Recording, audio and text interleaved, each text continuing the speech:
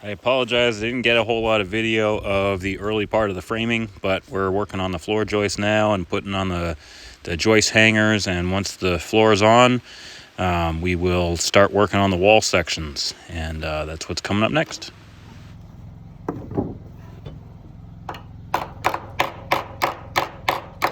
5-year-old Ember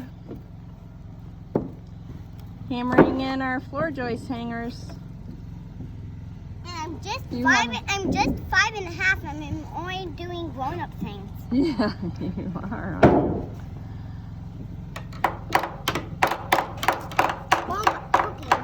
All but cooking. That's out.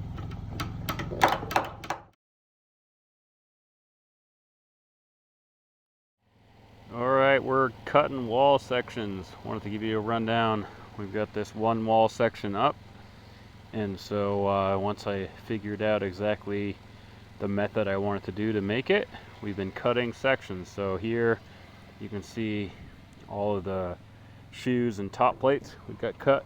They all have a 7.5 degree angle on both sides, and they're exactly 4 feet long on the long end. So then you get this pile, which is exactly 12 feet. Those are the corner studs. So if you look here, those are the ones here. These are 12 feet from the shoe to the top plate, way up there. And so I've been cutting sections so this weekend we can just do a whole bunch of assembly. So over there we got a small pile of the jack studs for the window. You can see that's this one right here. That goes from the shoe to the bottom of the header. The header is a 2x10, and so there's 2 of those, and then there's these little tiny studs under the window. We got to cut those, but those are only 22 inches, so those are essentially scrap pieces. So we got a small pile of those over here from all the scraps we cut.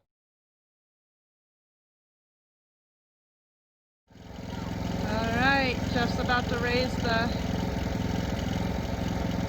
5th wall section.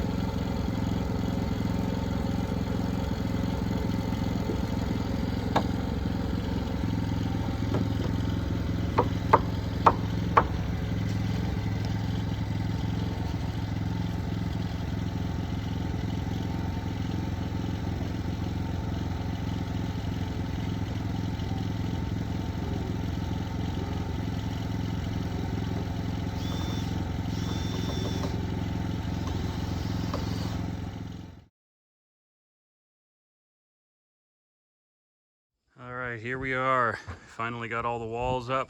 I'll do a quick 360 degree walk around of this. These are all the wall sections.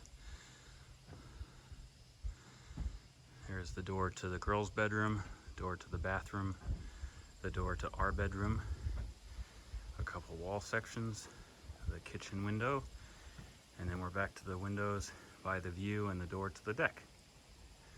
You can also see on the cable that holds tension on the circle running through the top, and that is tensioned using that turnbuckle right there. Let's zoom in so you can see it. And it's 3/8 braided stainless steel cable run all the way around, single piece, and that's what holds the circle together. So now it's time to build the center ring. All right, so for the center ring, my design called for a 6-foot diameter on the inside circle where the cupola will sit on top. So that means each piece It's a 6x14 beam. There's 24 small pieces to make up the circle, and that means the outside needs to be 11 1/16 approximately. And so since it's a 6-inch thick beam, my circular saw doesn't cut all the way through it. Even when you cut from both sides, you can see as you match this up, it's got some imperfections in it. I don't like that. So we're gonna run it through the joiner a few times and get it nice and clean. So just so you can see how I cut it, you can see this right here was the first pass of the circular saw. This was the second pass of the circular saw. And then to cut this, I just use a Sawzall, and it leaves a little bit left because the Sawzall is certainly not precise.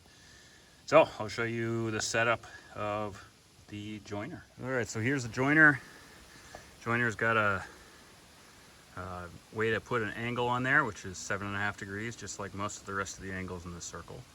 And this first plate sits at a lower plane than the blade, and this blade comes around and it shaves off, planes off a little bit, and this second plane is at the height of the blade. And so you can see here, that's our depth of the cut. We're going to be taking about a 1/16 of an inch at a time. And so what you do is you get your piece set up here like that. You can see here up in the air, we're going to make that nice and flat. So that blade is going to come and cut this little section until it's nice and flat all the way across the whole surface. And when you do that, I can show you some pieces I already did because it's a pretty loud process. I don't think you'll be able to see. But what you end up with is a joint that is much, much, much tighter. And that will work for our center ring. This is the keystone of the entire yurt. All the rafters way up there are going to be connected to this center ring, and that's what essentially holds the whole house together. So we want it perfect. So that's the process. We've done 3, we've got 21 left to go. All right, so we got the center ring pieces all connected together and then raised up on top of the staging to the height of what the first rafter is set up there at. And now we'll just go around the circle and put one rafter at a time opposite each other, and then doing it all the way around until we're done. All right, so I've gotten a lot of questions as to how I hang the rafters by myself. So I figured I'd do a quick video and show you how it goes. I'll try and set this up so you can see most of the process. I've got this strap, and I attach the strap to the rafter, and then I climb it all the way up. Let's see if I can get this so that you can see most of it anyways. All right, let's try that. Start rolling up with the strap.